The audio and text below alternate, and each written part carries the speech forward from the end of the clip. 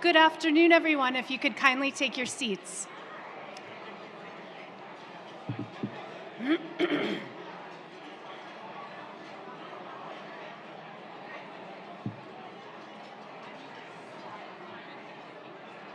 right. That's not for however long anyway. Did we find Tessa? Okay.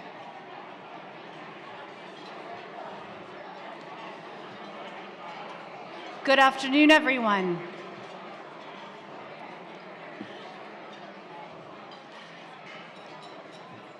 Thank you very much for being here. I am Brittany Ganson, and I'm honored to serve as the President and CEO of Laguna Beach Chamber of Commerce. Today,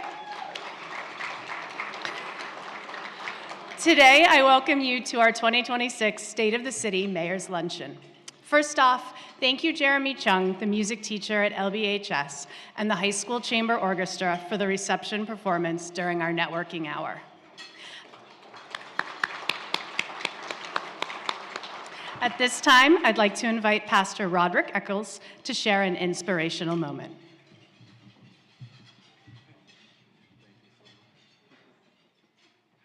Good afternoon, everyone.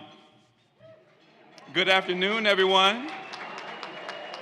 Good afternoon. It is absolutely a pleasure to be with all of you this afternoon. And again, I am Pastor Rod Eccles. I'm a proud pastor of Neighborhood Congregational Church. We're also members of the Chamber, and it is so very good to be here. I want to offer this prayer, this meditation, this moment for all of us to be together as we are sitting in gratitude for our city, for the people we love, for the community we serve, and our future forward together. So, however you enter into this moment, whether you close your eyes or you keep your eyes open, you look up, you look down, you look sideways, whatever works for you, I invite you to go with me into this moment. Let's begin with a moment of silence for our nation, this world, our families, our friends, those we hold dear, and of course, each and every one of us in this room.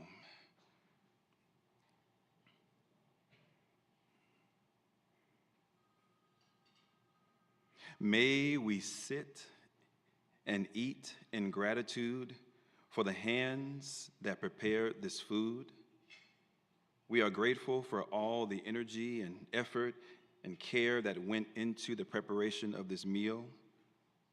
We ask that it will nourish our bodies and provide us the strength we need for this day and for the moments and experiences that we will encounter. We also seek strength for the moments in which we are needed to be our best selves, those who come to us for care and compassion, hope and love in their darkest moments. May we be our best for them.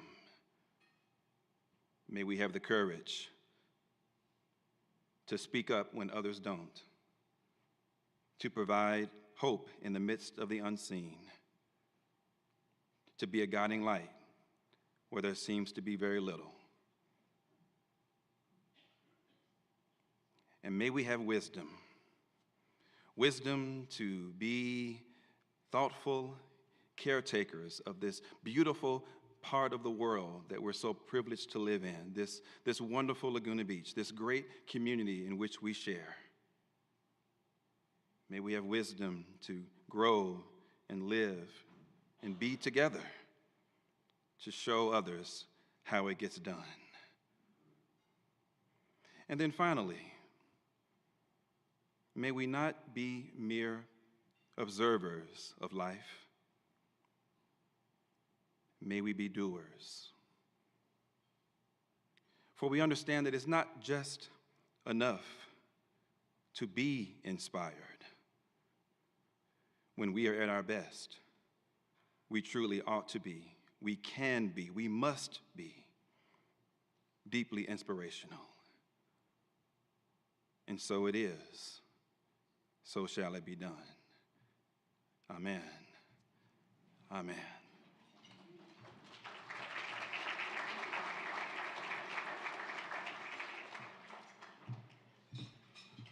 Thank you again, Pastor. Will everyone please rise for the presentation of our national colors by the Laguna Beach Honor Guard.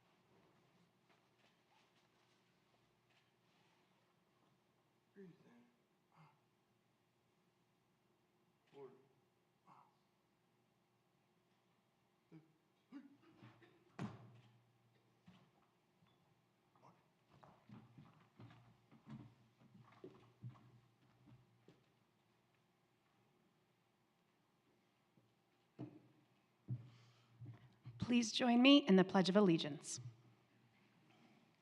I pledge allegiance to the flag of the United States of America, which stands one nation, under God, indivisible, with liberty and justice for all.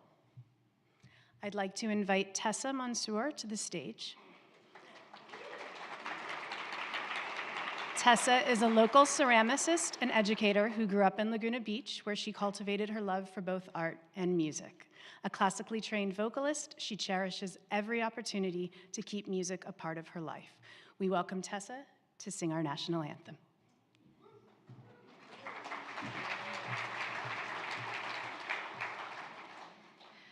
Oh, say, can you see by the dawn's early light what so proudly we hailed at the twilight's last gleaming, whose broad stripes and bright stars through the perilous fight o'er the ramparts we watched were so gallantly streaming, and the rockets' red glare, the bombs bursting in air, gave proof through the night that our flag was still there. Oh, say, does that star-spangled banner yet wave o'er the land of the free and the home of the brave?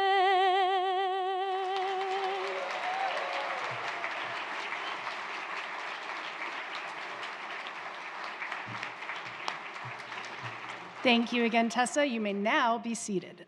And I'd like to welcome Mayor Mark Orgel to the stage to announce his awards of excellence.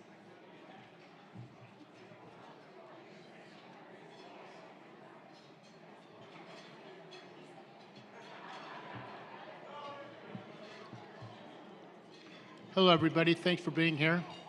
You'll have to pardon me a bit. I can't always see the teleprompter, so I might be delivering this from my iPhone here.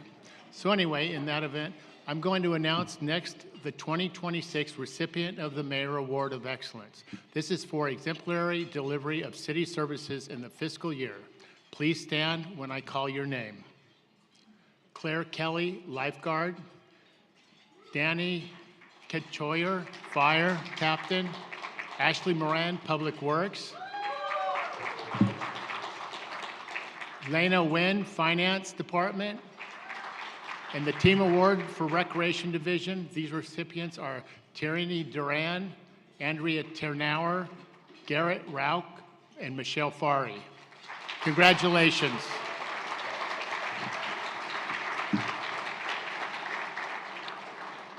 And I'll give you back to Brittany.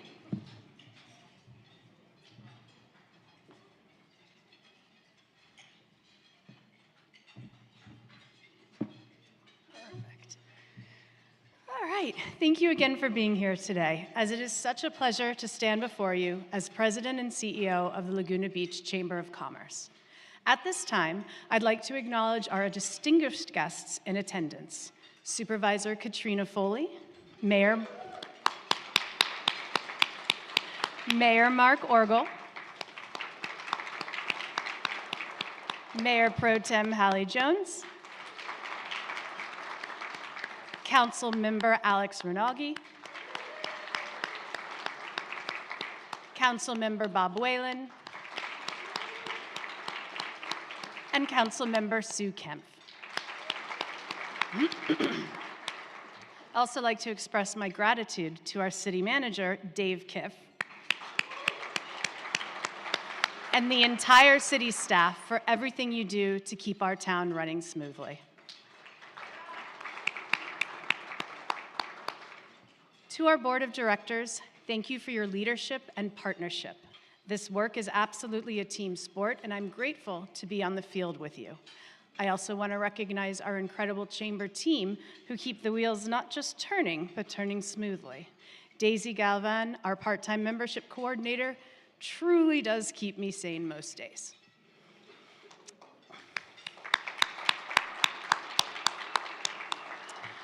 Of course, our work would not be possible without our volunteers. Our ambassadors are amazing and truly are the front line of the chamber. They welcome new businesses, support events, and show up when we need them most. Whether we're stuffing 300 swag bags or 276 name badges, this chamber's success would not be possible without each and every one of you.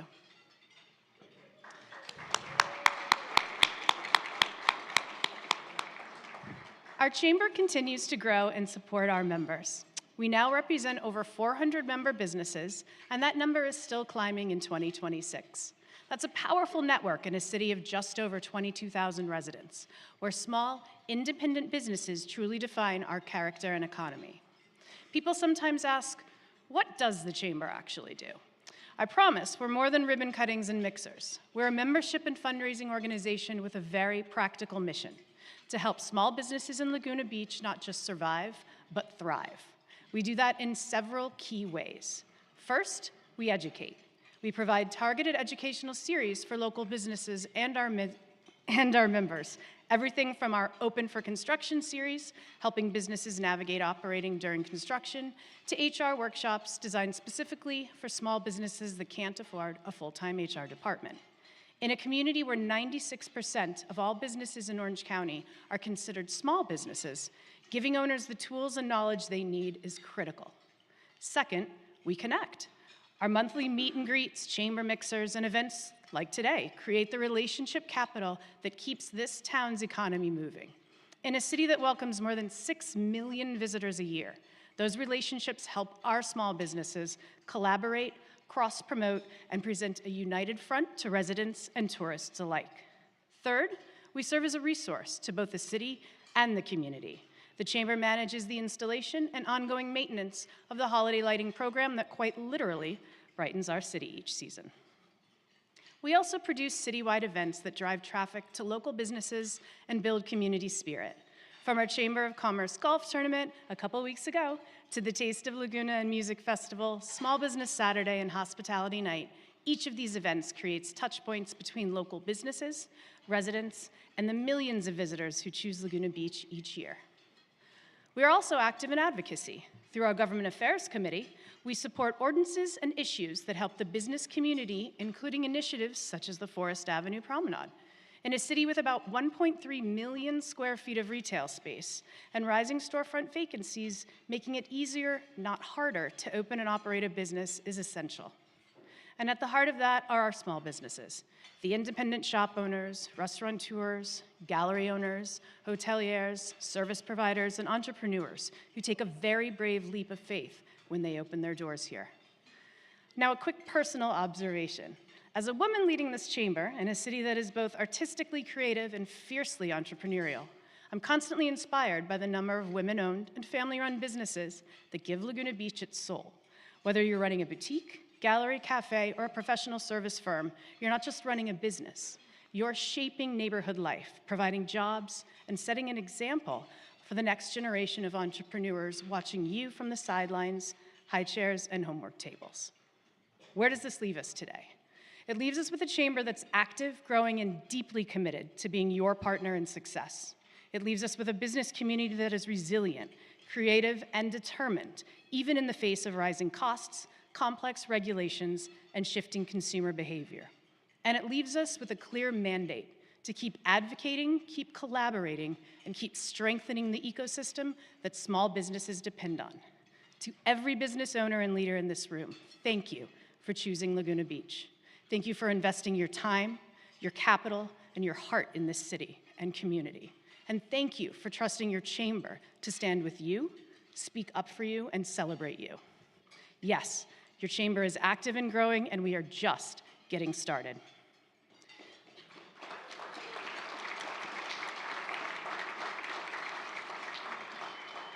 Thank you to all our sponsors for supporting the Chamber at both this event and annually. Your partnership is a huge part of keeping the Chamber thriving.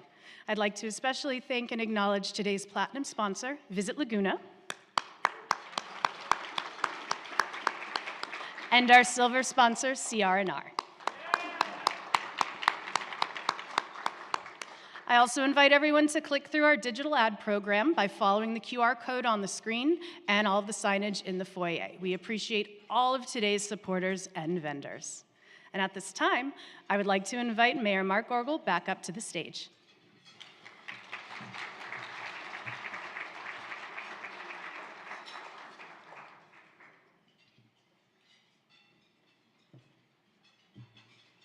Thank you, Brittany. Thank you for being here. So I'm going to try to read off the teleprompter, but if that doesn't work, I'm going to use my trusty iPhone. So bear with me if I lose eye contact. Good afternoon, everyone, and thank you for being here. We've got a lot to share today. We're going to talk about some of the progress the city has made over the past year, where we have challenges, and where Laguna is headed in the future. We'll also talk about stewardship and how we build a healthier relationship between Laguna, the millions of people who visit here every year. But before we get into all of that, I want to start with something exciting for our community. In 2027, Laguna Beach will celebrate its centennial. That's a big moment for this town. For 100 years, people have come together here to build something really unique. A community shaped by art, nature, creativity, and people who care deeply about this place. Over the next year, you'll see incredible work from Visit Laguna Beach, our recreation team, our arts organizations, and many others throughout the community. This won't just be a celebration of our history, it'll also be a chance to reflect on who we are and where we want to go next. Now I'd like to invite Dave Kiff to walk us through some of the city's accomplishments and major efforts from the past year.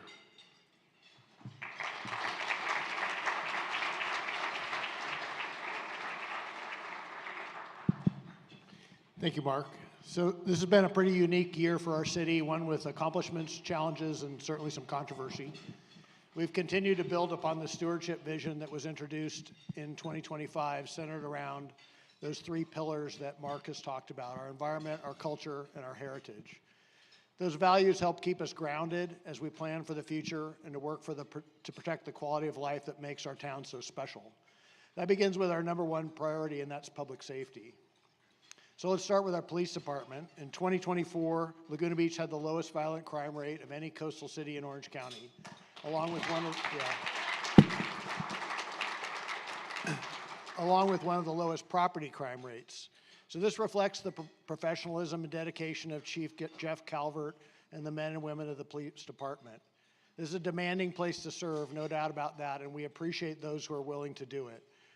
We're also continuing to evaluate new technologies that you may see in 2026, including drones, advanced camera systems, and special noise enforcement tools.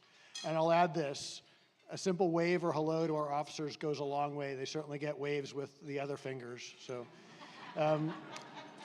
We've also made some major progress in preparing for wildfire threats, thanks to Council members Bob Whalen and Sue Kempf, along with our fire and emergency management teams.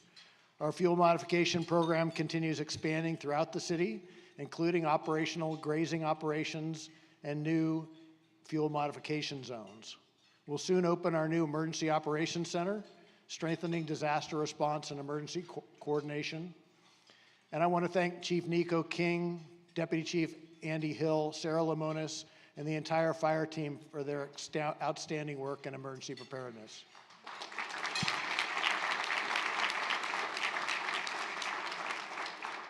We've also continued investing in public safety infrastructure. Since March 2023, the city has staffed South Laguna's beaches, both with maintenance and lifeguarding. We brought ambulance transport services in-house, improving emergency response capability while helping to build the next generation of fire personnel, because that serves as our farm team. Construction is soon to be underway on Fire Station 4 in South Laguna. We've recently completed a facilities master plan prioritizing upgrades to Fire Stations 1, 2, and 3. These are important long-term investments in community safety. I want to recognize the work of our finance department, led by Michelle Bannigan, as we transition to an entirely new budgeting system and completed our audited financial statements without major findings. Very proud of them. Tomorrow, the City Council will propose a budget. We'll see a proposed budget that is balanced and balances fiscal responsibility with maintaining the level of service that the community expects. I also want to thank your Gavin Curran, who retires at the end of June after like 22 years of service to Laguna Beach. Thank you, Gavin.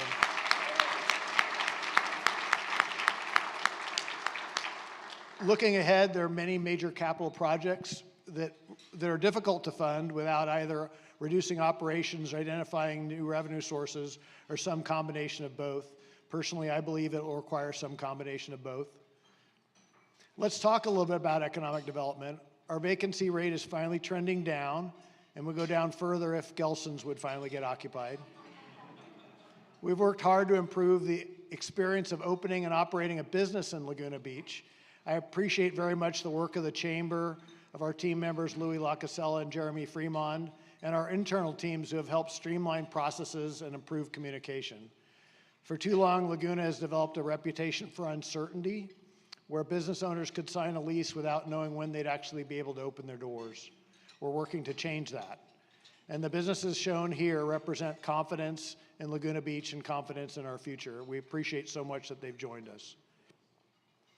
We've also worked very closely with businesses and property owners who want to improve storefronts and invest in their properties. Our goal has been to make those improvements easier, faster, and more predictable, while continuing to maintain the character and quality that define Laguna Beach.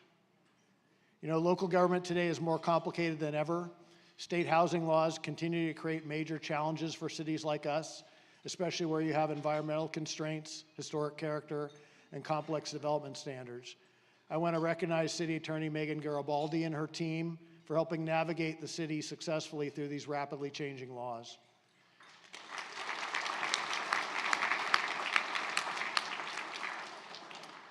In response, Laguna Beach has begun implementing, among other things, more objective design pathways that create greater predictability while still protecting community character. We've also made some significant progress within community development under Matt Schneider's leadership, including stabilizing staffing, reducing backlogs, and restoring next-day inspections. That does deserve applause. These challenges are real, but so are the opportunities to plan thoughtfully for the future. There's one area we know we need to improve, and that's communication. We need to do a better job explaining what we're doing, why we're doing it, and how decisions are made. In today's environment, misinformation spreads very quickly, and when trust breaks down, communities struggle to solve problems together. I know the Forest Avenue tree removal process damaged trust for many in the community. It's an experience that will stay with me for a long time.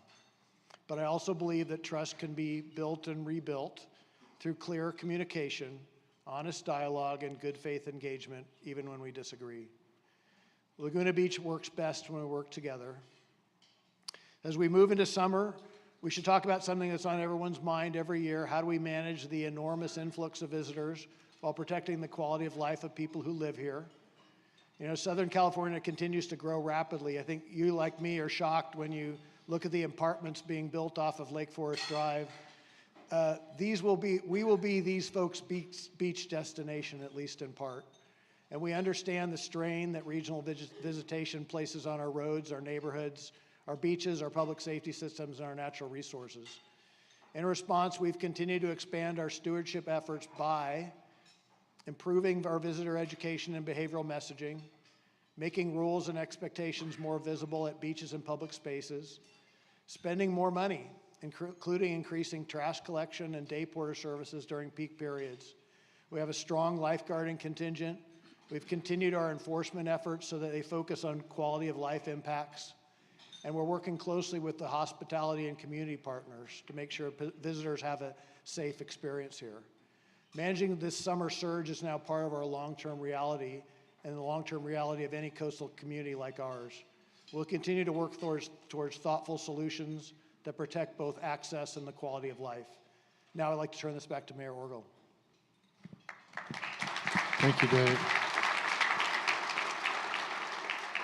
I can speak for the whole room. This community supports you and appreciates you and your whole team. I really appreciate it.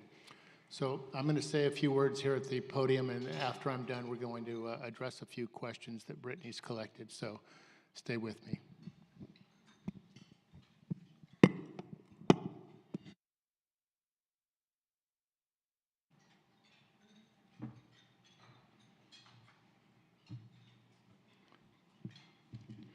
When we think about the future of Laguna Beach, you have to think about how unique we are here in Orange County. When people think about Orange County, they often they picture master planned communities, neighborhoods designed in boardrooms with streets laid out long before anyone moves in. But Laguna is different. It grew from artists, small town cottages, creative people, and people looking for something authentic. And over time, they were joined by environmentalists, advocates, teachers, business owners, surfers, entrepreneurs, and families. Together, they built a community that cares deeply about the environment, the arts, our heritage, and being involved. That's what makes Laguna special. But protecting character today takes real work. It takes planning, it takes stewardship, and it takes community involvement. Because the biggest challenge ahead isn't whether Laguna is going to change. Change is coming. The real question is, can we guide that change without losing what people love about this place? That's really what today's conversation is about. Laguna has always been a community that steps up when challenges arise. Whether it was landslides, fires, floods, protecting open space, people come together. That spirit has always been part of this town. We've seen it in so many ways over the years, from protecting our coastline to expanding healthcare access, to supporting people during the AIDS crisis, to securing reliable water resources for the future. Laguna has always fought to protect both this place and the people who live here. And today, we're being called on once again because the challenges ahead are real. Wildfire preparedness, evacuation planning, aging infrastructure, housing pressures, and the growing impact of regional visitation on a small coastal town that was never designed for the level of activity. These are complicated issues, but Laguna has never avoided hard conversations when the future of the community is at stake. That same community spirit helped create Laguna's environmental legacy. Thousands of people came together to protect the open space surrounding this city. What they created became one of the most important coastal preservation efforts in Southern California. And today, the Greenbelt remains one of Laguna's greatest accomplishments. Offshore, Laguna's marine protected areas safeguard tide pools, reefs, kelp forest, and marine life that are just as important to Laguna's identity as they are to its ecosystem. Together, these protections surround Laguna Beach to create something rare, a community where environmental preservation became part of the culture itself. That same natural beauty also drew artists here more than a century ago. And over time, Laguna became one of the most recognized arts communities in America. Creativity has always been part of Laguna's identity, and it still is today. From the Festival of the Arts, Sawdust Festival, to the Laguna Art Museum, Laguna Playhouse, the arts are woven into everyday life here. You also see it through local galleries, nonprofit organizations, musicians, performers, educators, working artists throughout the city. And Laguna is truly a college town as well. What started as the Laguna Beach School of Arts eventually became Laguna College of Art and Design, a nationally recognized institution that still remains deeply connected to this community.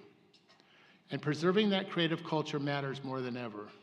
That's why the city has taken steps to help preserve artist workspaces and housing opportunities so future generations of artists can continue to live and create here. Because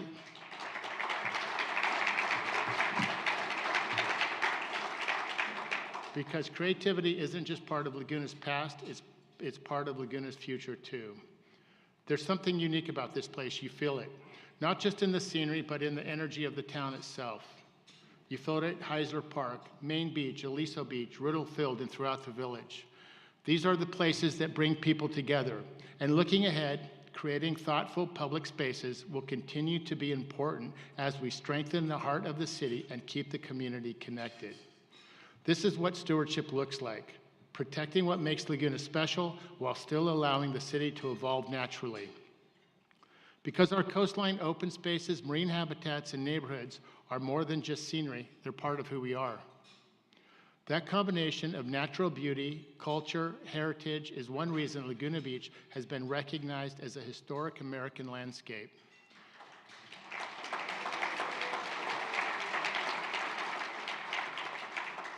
And it is one reason so many people want to come here.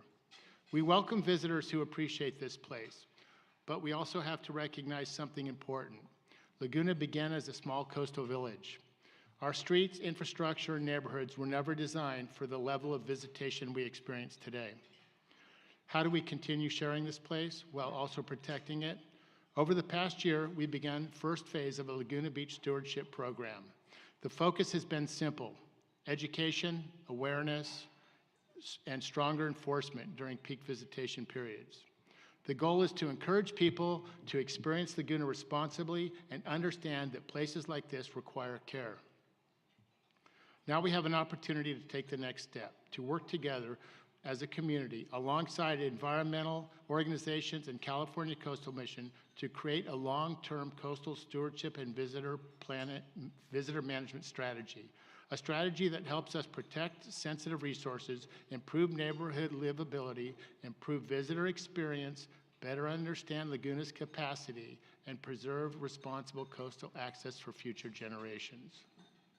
Because the conversation is not about restricting coastal access. Public access to the coast is one of California's most important values. This is about balance, protecting the environment, respecting the community, and making sure Laguna remains both accessible and livable long into the future. As Mayor Pro Tem Jones often reminds me, this environment and Laguna Beach has never been saved. It is always being saved. And maybe that's the larger idea behind today's conversation. Because at the end of the day, the state of the city is not just about budgets, projects, or policies. It's about who we are, where we come from, and what we choose to carry forward. The environment that surrounds us, the culture that defines us, the heritage that grounds us. Those values carried Laguna this far, and they'll shape what comes next. Thank you. And I guess Brittany's coming back up and we'll ask Dave a few questions. Thank you, Alex.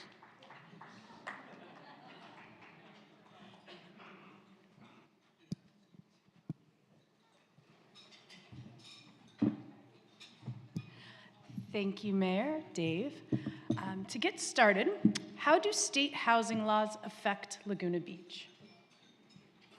I'm going to ask Megan to take some of these, so I'm going to find Megan and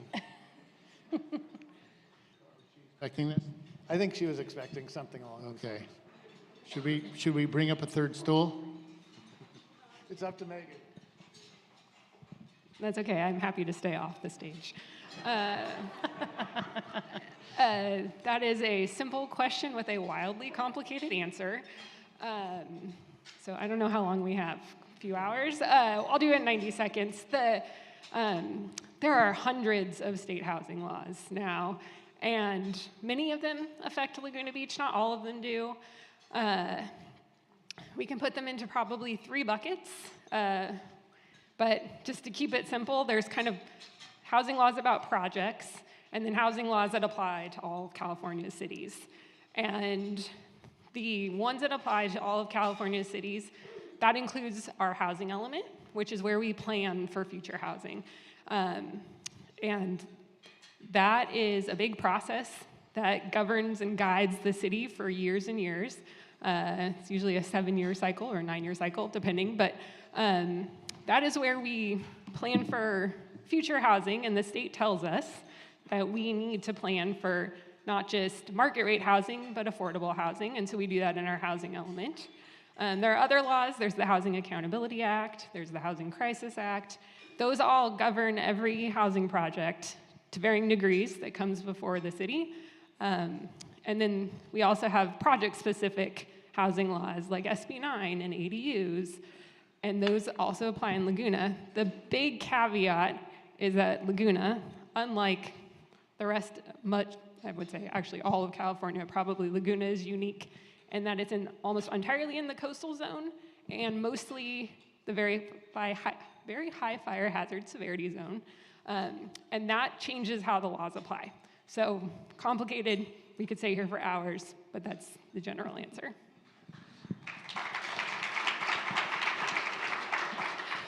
Don't go hope anywhere everybody just got yet.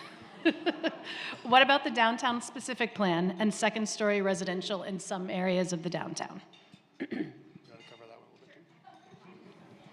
Well, maybe I should have come on stage.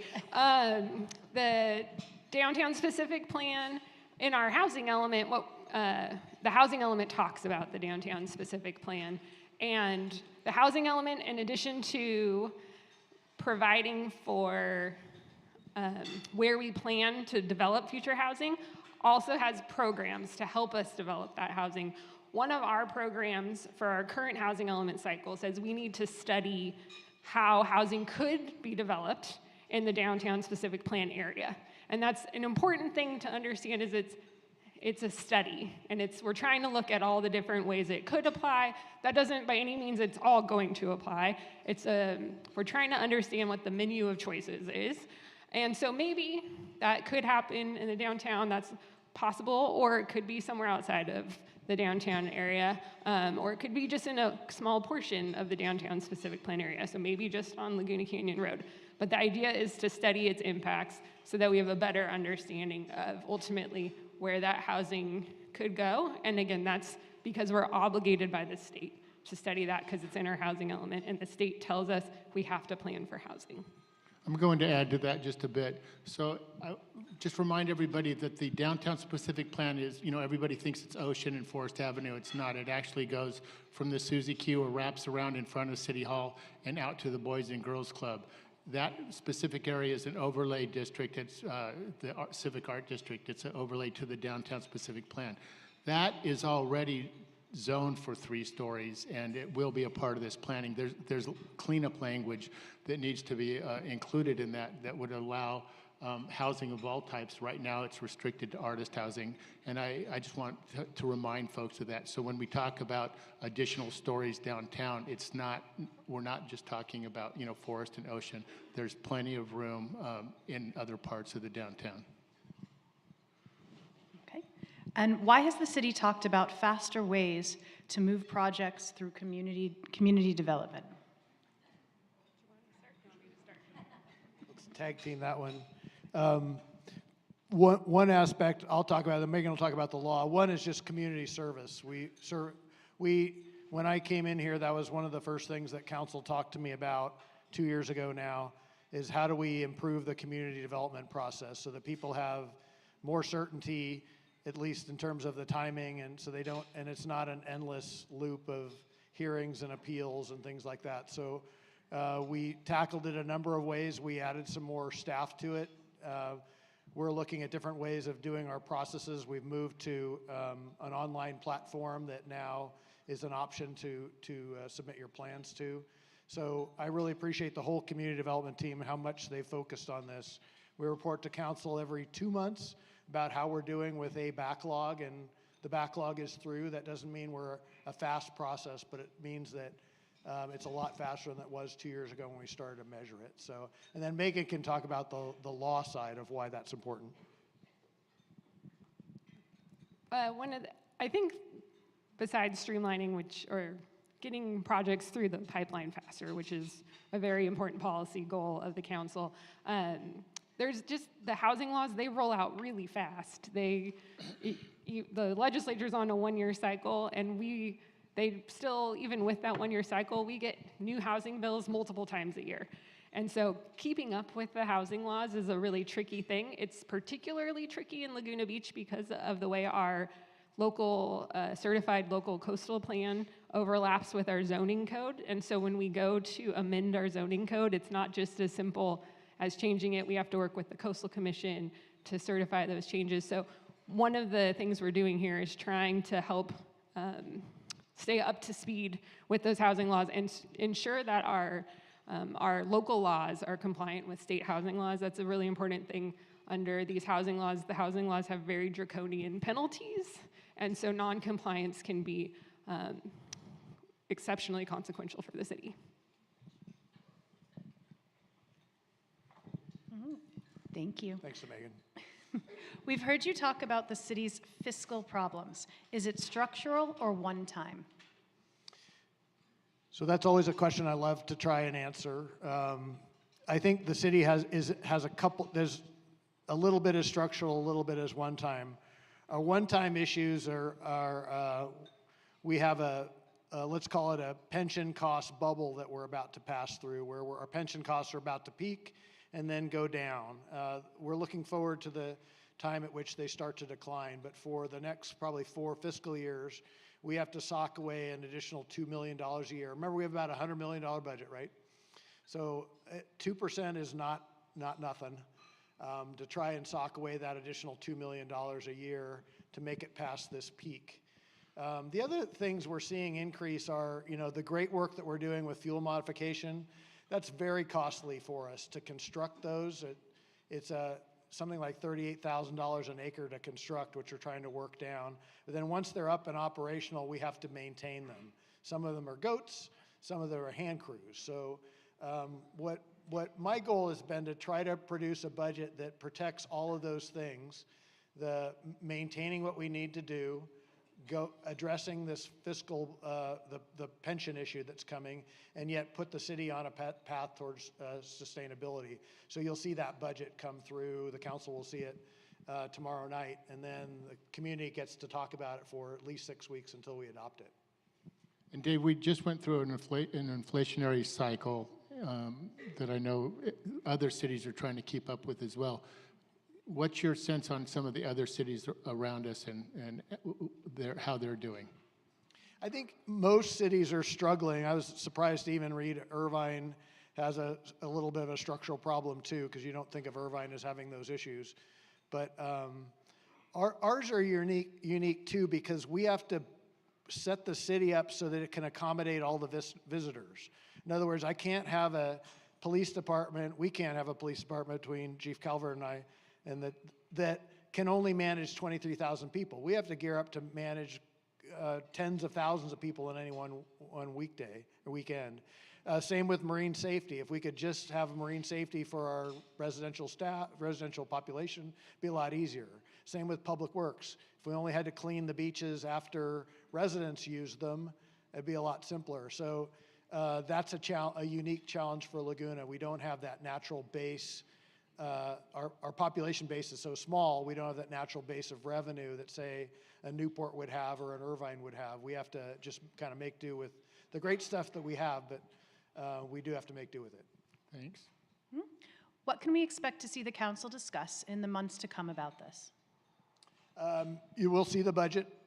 Please read it. We try to be really thorough about explaining the city's problems, and I call them headwinds and tailwinds. We have great tailwinds too, some good things. Our property tax base is really strong. I really appreciate the city team that works with me to solve problems in in an efficient way. So that's always been really super. But yeah, you'll see a big community discussion about this, because we have to we have to start addressing that peak demand. The other thing I don't want to leave you without knowing is, we're a 100-year-old city. Mark talked about that.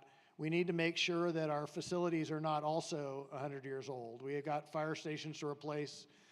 We've got sewers to keep replacing, streets and roads. There's a lot of wear and tear here, and that investment needs to come out of generally the city's general fund.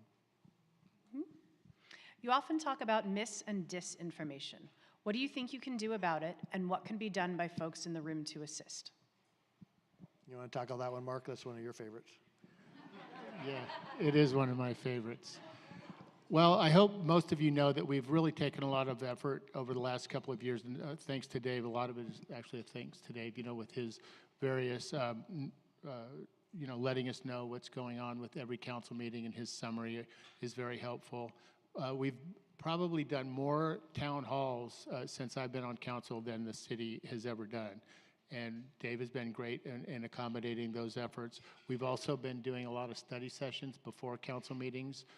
That has opened up, I believe, and allowed for additional transparency.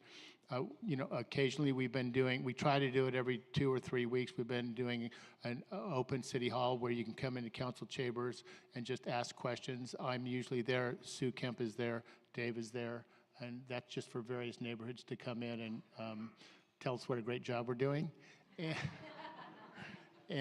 But we're open to more. I can see us developing a platform in the future that actually answers questions that we see that are running rampant online, and a place where people can go to verify information. I would like to see us head in that direction. There's always room for improvement, and I know all of the council this is important to them, and we really want the community to be informed.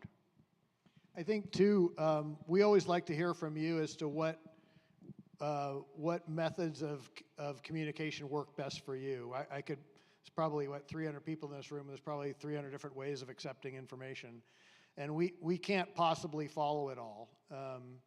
Especially, we often joke sadly about, well, somebody should be on Nextdoor full time or Facebook full time, and that's just impractical and bad practice for a government to do.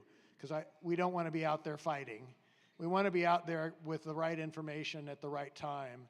And any advice you can give me or any of the council members, I'm always all ears to hear about the best way of communicating with you.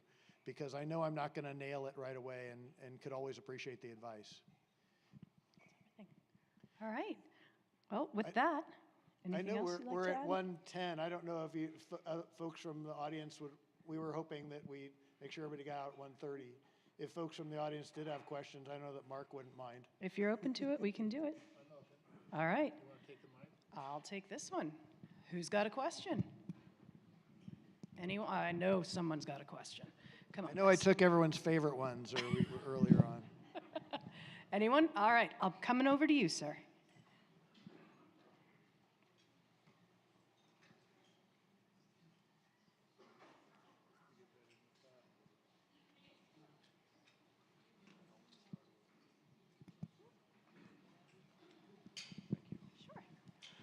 I understand that the landscaping plan for the downtown corridor had trees in them. They were the existing trees at that time. I also understand for various reasons that they were cut down. Could you please tell us what you're going to replace them with? Like, how high will the trees be, and what will be the canopy, the beginning and ending canopy for those trees? I appreciate the question. I think you're talking about Lower Forest and the promenade. Yes. So firstly, the revised tree plan is on our website, and what it does is and this has been the intention. Sorry, the intention has been to replace eucalyptus with eucalyptus. So it's a slightly different species. It's a polyanthemous, but while we didn't expect that so many would fail or it had to be removed, we did know that a number would have to be replaced. So over a year ago, we've had them being planted. They're at a nursery in Fillmore, and there's about at least 15 of them in 48-inch box. So those are 4x4 foot box. I think they're about 16 to 18 feet tall by now. So they certainly won't be as tall as the ones that were replaced, but so there'll be upwards of 24 of those. There'll be about 32 trees altogether, but upwards of 24 of the eucalyptus. God willing, the same ficus are able to stay, so they'll still be there. And then we're bringing in two different very large, they're 120-inch box, so they're 10 by 10, southern live oaks, and those will be installed inside the promenade too. Those are about 24 to 26 feet tall right now, and they should be coming in within a couple weeks. And then we were just able to source a new sycamore that's in a 96-inch box, and that looks like it's also about 25 to 26 feet tall. I appreciate that question. Thank you.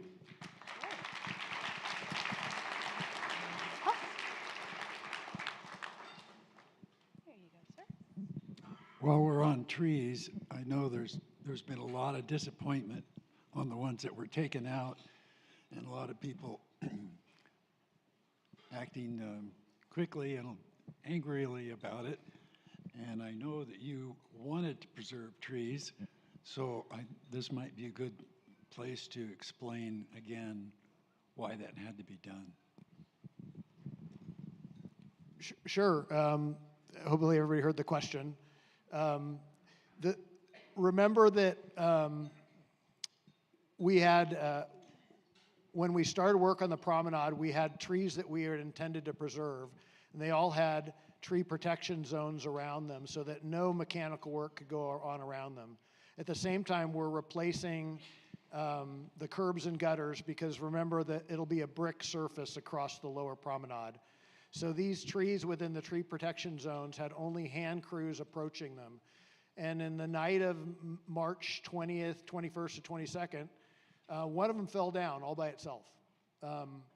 And so we immediately examined that tree and saw that we had an arborist examine that tree to see what caused it to fall, because it wasn't the project per se that caused it to fall, it was something else. And that something else was a really poor root structure, a fungal infection, and other things that made the tree very unhealthy. So at the same time, we had probably 11 other trees that were in almost the same situation. They had the tree protection zones, they had some of the curbs being removed around them, but still should have stayed up fine. So that arborist had to look at each one of those and determine whether or not those trees were healthy as well. She came back and said they were not, and she recommended removal. We had a second arborist try to verify that, and the second arborist said the same thing.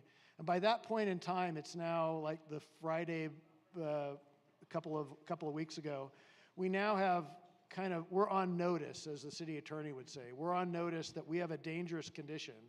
And it's not just a dangerous condition for the public, it's a dangerous condition for all the workers that are down there on the promenade every day.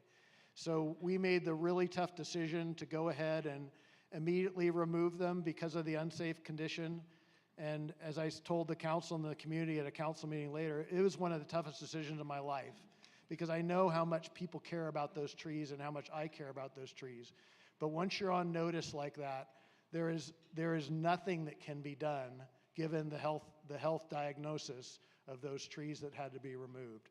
So, in my heart, I think we made the right decision. We're protecting the city, we're protecting the public from, God forbid that falling, any one of those falling, and us knowing about it. I could never sleep with that. So I've really appreciated all of the opinions about this. I know how much everybody loved the trees. I know how much we all did. And I've appreciated those that have said, hey, we understand the decision. I've also appreciated those that said, no, you should have done it completely differently. I get all that. We're trying our best to move forward and plan a really nice promenade that looks great. Thank you for the question. I'm going to add to that.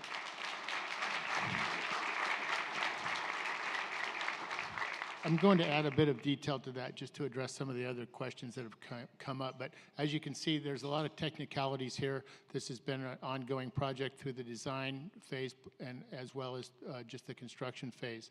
So the sidewalks on the promenade, or lower Forest, I should say, did need to be replaced regardless of whether or not the promenade was going to be installed. The sidewalks were buckled and the water was draining inside of the stores. And we had actually had a couple of claims because some of the stores were flooded. So one question that I get was, well, why didn't you cable the trees to stabilize them while you were doing the work?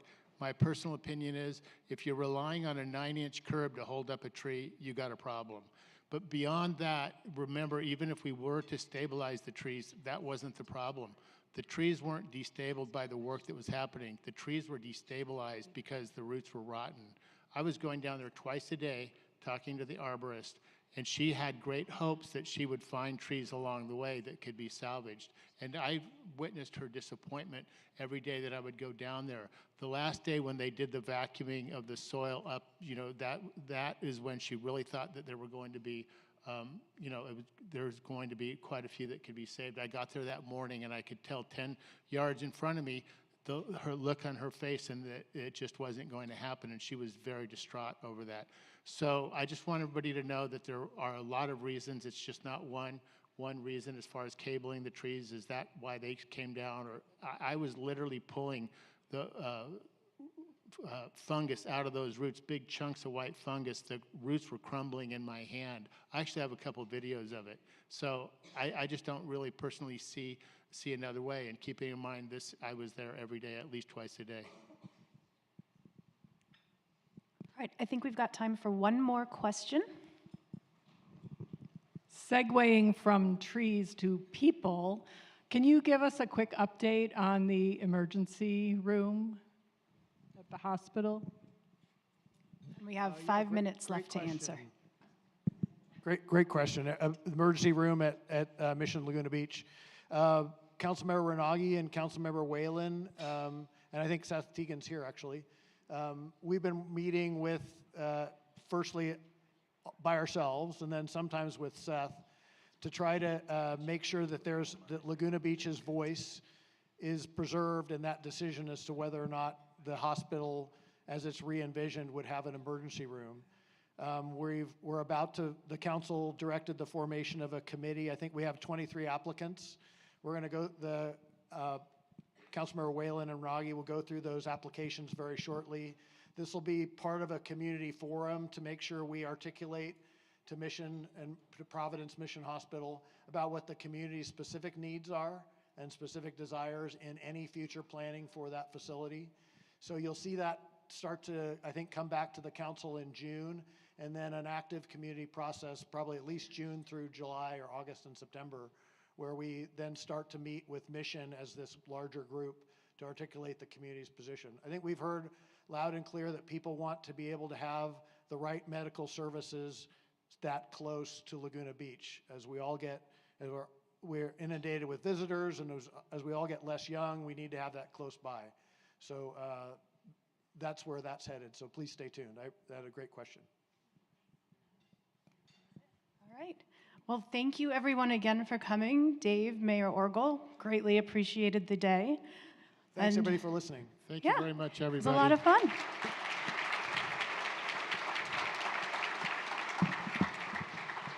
Please enjoy your desserts if you haven't, and I'm sure we'll all see you around soon.